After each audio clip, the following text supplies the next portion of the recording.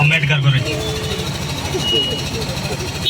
మనకు ఆడవాళ్ళకు కానీ ముసలి వాళ్ళకు కానీ పిల్లలకు 18 సంవత్సరాల వయసున్న వాళ్ళందరికీ, కుంటి వాళ్ళకు కానీ గుడ్డి వాళ్ళకు కానీ ప్రతి ఒక్కరికి ఓటు హక్కు కల్పించిందే అంబేద్కర్ గారు. అది ఇంతవరకు కొంతమందికి తెలియకపోవచ్చు, అలాంటి వాళ్ళకి తెలుసు. ఈ ఓటు హక్కు ఎవరి వల్ల వచ్చిందంటే అంబేద్కర్ గారి వల్లనే వచ్చింది. అంతకుముందు ఎవరికి వాడే రాసుకునేది, ఈ ఊళ్ళో వీడి పెత్తాను, వాడి ఊళ్ళో ఆ ఊళ్ళో వాడి పెత్తాను. ఇవాళ ఆ అంబేద్కర్ కనుక ఓటు హక్కు కల్పించకపోతే మన బతుకులు ఎట్లుండో అది మనం గ్రహించుకోవాలి. ఇంకొక విషయం చెప్పాలి అంబేద్కర్ గారి గురించి. రాజ్యాంగంలో ప్రతి ఒక్కరికి పదవులు రావాలని రిజర్వేషన్లు కల్పించింది కూడా అంబేద్కర్ గారే. ఇది చాలా సంతోషమైన విషయం. ఈ విషయం అందరికి తెలవాలని చెప్తూ సెలవు తీసుకుంటాం.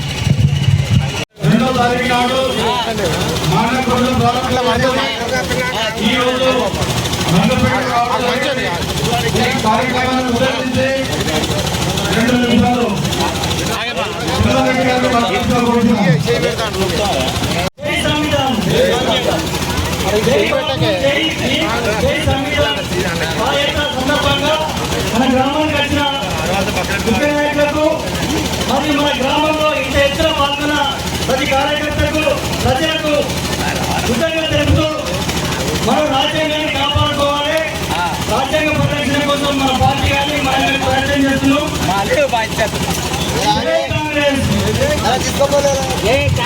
జై భీమ్, జై సంవిధాన్, జై కాంగ్రెస్.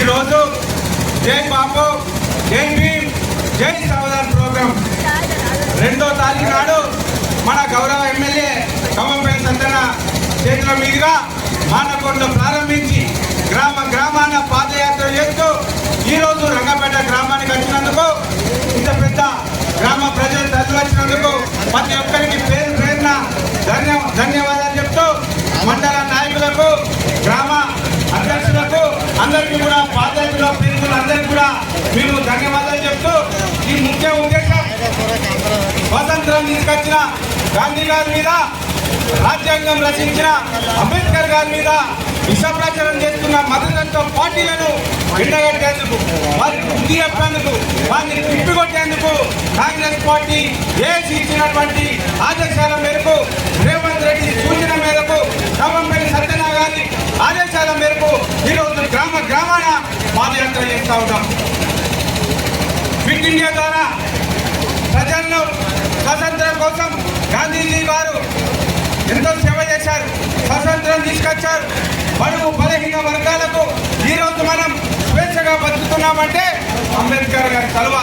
రాజ్యాంగం రచించి చదువుల్లో, విద్యా అవకాశాల్లో, ఉద్యోగ అవకాశాల్లో, రాజకీయ అవకాశాల్లో ప్రతి విషయంలో ఈరోజు రాజ్యాంగం రచించి అవకాశాలు కల్పించింది కాబట్టి బడుగు బలహీన వర్గాలు ఈ రోజున తలెత్తుకొని జీవించగలుగుతూ ఉన్నాయి. ఇప్పటికీ కూడా కొన్ని గ్రామాలు ఇంత రిజర్వేషన్ వచ్చినా కూడా తలెత్తుకోలేని పరిస్థితులు. మరి ఆనాడు అంబేద్కర్ గారు రచించిన దాన్ని బట్టి ఈరోజు ఓటు హక్కు కల్పించడం ద్వారా మహిళలకు కానీ, పురుషులకు కానీ, బడుగు బలహీన వర్గాలకు కానీ, దళితులకు కానీ ప్రతి ఒక్కరికి కూడా ఒకటే అవకాశం, అది ఓటు హక్కు అవకాశం. ఎవరైనా పెద్దైనా, చిన్నైనా, ధనికుడైనా, పేదడైనా ఓటు హక్కు సమానంగా కల్పించింది కాబట్టి ఇలా మనం తలెత్తుకొని తిరగలుగుతున్నాం. మనకు నచ్చిన రాజకీయ నాయకుని, మనకు నచ్చిన ప్రభుత్వాన్ని మనం ఎన్నుకోగలుగుతున్నాం.